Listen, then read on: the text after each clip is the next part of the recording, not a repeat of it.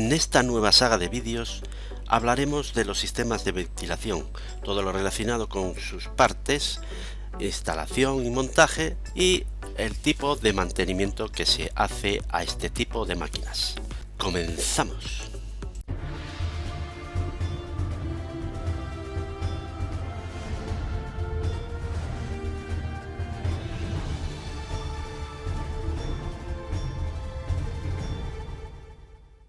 En estos capítulos y vídeos trataremos los sistemas de ventilación como equipos o subconjuntos de máquinas utilizados en las instalaciones de climatización, en las unidades de tratamiento de máquinas y también como subconjunto de torres de evaporación o condensadores evaporativos y aeroenfriadores adiabáticos. En este caso, para producir una corriente de aire que favorece la evaporación del agua con la que conseguimos enfriar el agua de condensación de los equipos de refrigeración y climatización.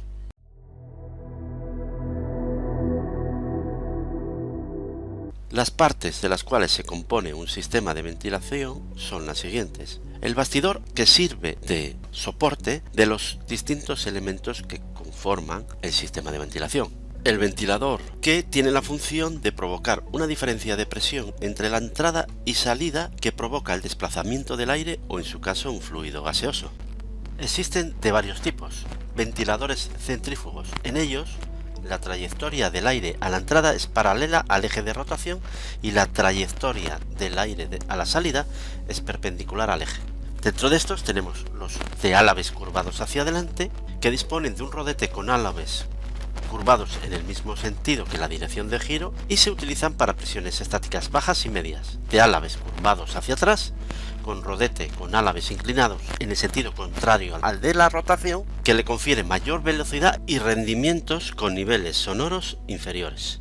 En los ventiladores axiales, la trayectoria del aire mantiene una dirección axial al eje de la turbina, tanto en la entrada como en la salida. Dentro de este tipo de ventiladores tenemos los helicoidales, que se emplean para mover aire en instalaciones con nula o escasa pérdida de carga. Los tubulares, en este caso las hélices se montan en carcasas cilíndricas en forma de tubo y llevan el motor dentro de la carcasa.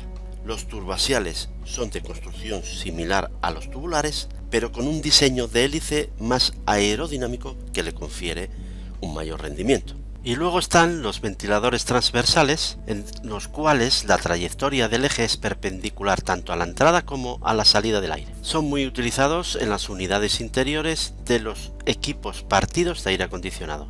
Ventiladores helicocentrífugos son los ventiladores que están a camino entre el ventilador centrífugo y el ventilador axial. El eje de la canalización se confunde con el eje del rodete, pero este tiene una forma parecida al centrífugo. Chumaceras, piezas de metal, de hierro o de acero fundido que se fijan a la máquina y que incorporan un rodamiento para permitir el movimiento rotatorio del eje. Tipos: pared tensora o de forma de T, de pared con 2 o 4 tornillos para fijar en soporte vertical, de piso para fijar sobre soporte horizontal, y las chumaceras colgantes, entre otras. Algunas de ellas incorporan una espita que permiten la lubricación del rodamiento. Rodamientos. Estos de bolas, sin obturación lateral, el clásico, el más clásico. Este requiere mantenimiento, habría que cada cierto tiempo engrasar y cada cierto tiempo retirar la grasa y volver a engrasar porque coge suciedad. En cambio estos llevan obturación lateral por ambas caras. Una es la obturación. Obturación es esto, es esta junta. Es esta junta que en este caso es de plástico, es un nylon, en este caso es metálica. Estos, la ventaja que tienen, que no requieren mantenimiento, porque aquí no entra suciedad, ni entra polvo, ni entra nada. Y la grasa tampoco escapa. Aquí estos mantenimiento no requieren. Lo único que, bueno, si se estropean, cambiarlos nada más. Estos son de bolas, como dije. Entonces, este es de bolas, pero este ya es el de rótula, rodamiento de rótula. Esto permite, pues, absorbe desalineaciones. Vale. Esto ya, los ejes no tienen por qué estar perfectamente, ya permite que el eje pueda... que haya un desbalanceo, ¿no? Sí, eso. Este sería un rodamiento típico de rodillos. A rótula también. A rótula también. A rótula.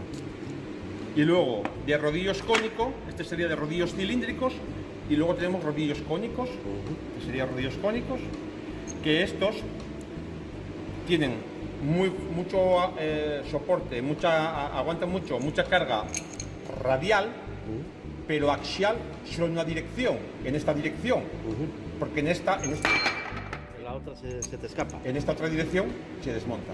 Entonces soportan mucha carga radial y axial solo en una dirección. En este caso, en esta. En la otra nula. Es nula la carga. Sistema de transmisión. El sistema de transmisión puede ser una prolongación del eje. El eje del motor se prolonga de forma que pueda acoger también la máquina accionada, en este caso el ventilador. Sucede en equipos pequeños. También tenemos doble eje de motor y eje de impulsión, acoplados mediante un tipo de manguito, un tipo de acoplamiento, que puede ser de varios tipos. Pero el más utilizado en estos sistemas de ventilación es el sistema de poleas y bandas de transmisión. La ventaja que tiene este tipo de transmisión es que ofrece una reducción de la velocidad, y esto en máquinas grandes es una ventaja porque conseguimos reducir mucho la velocidad del motor y por tanto obtenemos menos vibraciones y menos balanceo. Las poleas están formadas por varias partes: la llanta, el cuerpo y el cubo. El cubo es la zona por donde se introduce el eje. Deben de ser poleas equilibradas según la norma ISO 1940. Esto tiene una razón de ser, y es debido a que de esta forma transmiten menos vibraciones y hay menos balanceo. A medida que las poleas son de mayores diámetros, pues van siendo menos macizas, y así tenemos, por ejemplo, las poleas de radios.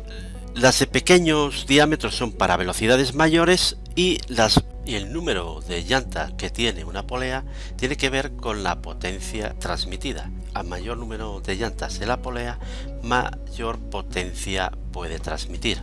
Correas utilizadas para transmitir la potencia de la polea conductora o motora a la polea conducida, si las cortamos en sección, veremos que disponen de una zona de tracción y una zona resistente a la fricción. Existen dos tipos: la dentada, que se utiliza para diámetros de polea pequeños, tiene una mayor flexibilidad, soporta altas velocidades de rotación y transmiten alta potencia a un funcionamiento bastante suave. La trapecioidal, la más habitual, ofrece una buena tracción y una larga vida útil. Son fáciles de instalar y no requieren ningún tipo de lubricación. La sección transversal es trapezoidal, lo que le da a la correa el nombre de V, y al asentarse en una ranura de las poleas, antideslizantes y proporcionan un buen par.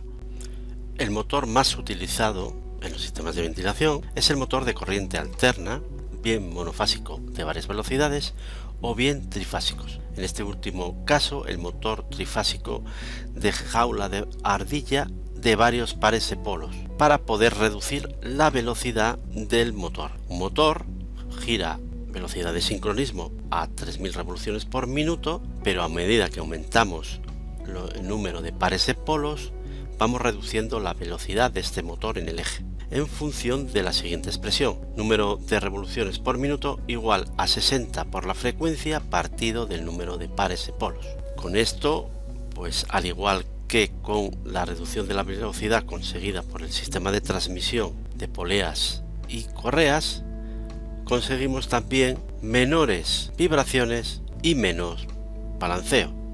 La placa del motor nos indicará las características de este, tales como la intensidad absorbida, la intensidad nominal, la intensidad de bloqueo, el número de revoluciones por minuto, la potencia, el coseno de phi, el acoplamiento en función de la tensión de alimentación, si es trifásico o monofásico, su índice de protección, IP, etc.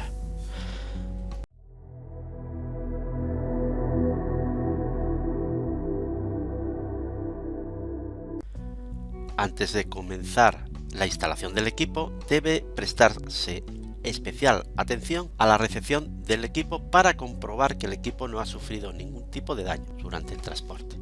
Puede ser aconsejable, dependiendo del peso de la máquina, realizar una estructura, una cimentación de concreto armado para soportar el peso de la máquina. Esta estructura, en caso de hacerse, debe ser de mayor superficie que la superficie o la bancada del equipo de ventilación. Este tipo de estructuras le dan fuerza, reparten las cargas, absorben vibraciones y en general le dan mayor consistencia al equipo.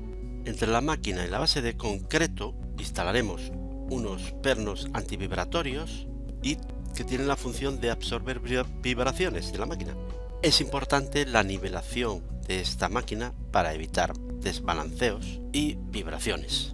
El siguiente paso sería la fijación de las poleas, tanto motriz como impulsora o impulsada, y la banda de transmisión. Hablaremos con mayor amplitud en vídeos posteriores. A continuación se instala el conducto. El emboque del conducto a la máquina debe hacerse con un acoplamiento flexible que consta de dos bandas de chapa que se acoplan al conducto y a la máquina y una banda flexible intermedia de material plástico, hule por ejemplo, que absorbe las vibraciones de la máquina y evita que éstas se transmitan al conducto, mejorando la calidad y evitando ruidos y molestias debido a las vibraciones. A continuación se realiza la instalación eléctrica. La instalación eléctrica, la alimentación debe ir bajo tubo o mediante una canalización. El tubo utilizado debe ser de acero o en su caso PVC con alma de acero